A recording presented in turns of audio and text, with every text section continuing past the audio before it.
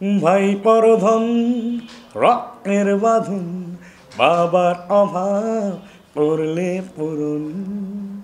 কথা বলার ধরনটা এরকমই, কজ ইউনিভার্স কর্তৃক গ্র্যাজুয়েট। হ্যাঁ, এরকমই একটি চরিত্র আবুল। এটা অনেকেই জানেন যে এটা গ্র্যাজুয়েট একটি খুব পপুলার সিরিজ। ওখানে আমি আবুল হিসেবে একটা ক্যারেক্টার প্লে করতাম, প্রতিবন্ধীর। ওই সেম ক্যারেক্টারটাই এটা আমাদেরই গল্পে ইউনিভার্স হচ্ছে। সো আশা করি দর্শক খুব এনজয় করবেন, যেমনটা গ্র্যাজুয়েটে করতেন। এই জেনারেশন হয়তো বা ওইটা দেখেন নাই, এই জেনারেশনকে আমরা নতুনভাবে দেখাতে পারবো আবুলকে। এই সেটা দেখার পরে বলতে পারবো অ্যাকচুয়ালি। এখন জেনারেশন তো আসলে ডিপেন্ড করে এখন কখন কোনটা ভালো লাগে। তবে আশা করি চেষ্টা তো থাকবেই। আর ডিরেক্টরের, আমাদের যে ডিরেক্টর মোহাম্মদ মুস্তফা কামাল রাজ ভাই, ওনার ম্যাজিক্যাল তো দর্শক জানেই, উনি কী ম্যাজিক জানে। সো ডেফিনেটলি দর্শক এনজয় করবে আশা করি ক্যারেক্টারটাকে। এবার আপনি প্রশ্নের উত্তর দিন আবুলের মতোই, যেভাবে আপনি কথা বলেন। মানে আবুল কি আসলে আবুল মানে এই গল্পে? ক্যারেক্টারটা এই আমি এক গ্রাম থেকে আসি। এখানে আমি এই পরিবারের আপন কেউ না হলেও দূরের, বাট আপনের মতোই। এখানে আসার পরে অনেক ঝামেলা হয়, সেটা আমরা দর্শক এই এপিসোডগুলি দেখলেই বুঝতে পারবেন। আর কথা বলার ধরনটা এরকমই, কজ ইউনিভার্স কর্তৃক গ্র্যাজুয়েট। এটা আসলে চরিত্রের প্রশ্ন কেন বলে, এভাবে কেন কথা বলে আবুল? এইটা তার ম্যানারিজম, সে এরকমই, জন্ম থেকে এরকম। সো এভাবেই কথা বলে। স্বাস্থ্যকর অল টাইম ফ্যামিলি কেক, সব সময় অল টাইম হেলদি লাইফ।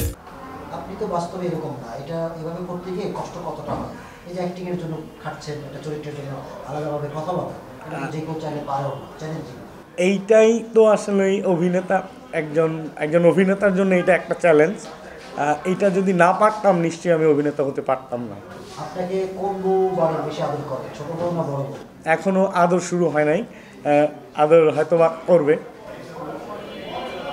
এবার আপনার নিজের পরিচয় দ্বারা এই বিষয়টা সিনেমা কি করেছেন, মিডিয়ায় তো অনেক কিছু করেছেন। আমার যাত্রা শুরু তো রাজভাইয়ের হাত ধরে। মোস্তফা কামাল রাজভাইয়ের সাথে আমি দীর্ঘদিন অ্যাসিস্ট্যান্ট ডিরেক্টর হিসেবে কাজ করেছি।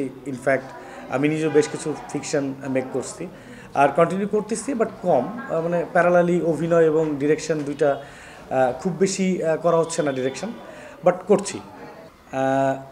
রিসেন্ট রানিং আরেকটা সিরিয়াল চলছে আমার, দেনা পাওনা। এটা ডিরেক্টর KM সোহাগ রানা, আমাদেরই টিম মেম্বার, সিনেমাওয়ালার একজন ডিরেক্টর, আমাদের ছোট ভাই।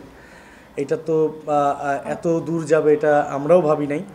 দর্শক এত ভালো রেসপন্স করেছেন, দ্যাটস ওয়াই এটাকে হয়তো আরেকটু সামনের দিকে নিয়ে যাবে ডিরেক্টর, হয়তো ওনার প্ল্যান আছে।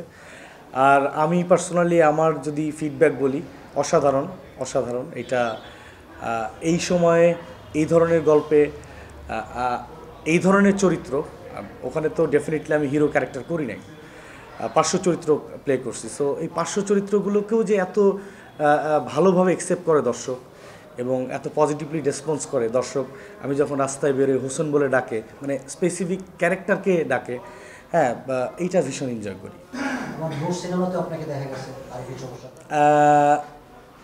আনফর্চুনেটলি এটা ব্যাড লাক। একটা সিনেমাটা করার সময় অনেক কষ্ট হয়েছে।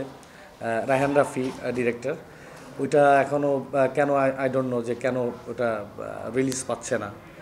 এটা হয়তো বা প্রযোজক পরিচালকের বিষয়টা, আমি অ্যাজ এ পারফর্ম করছি, বাট কষ্টের জায়গা হচ্ছে যে সিনেমাটা রিলিজ হলে দর্শক আমাকে অন্যভাবে দেখতে হয়তো বা।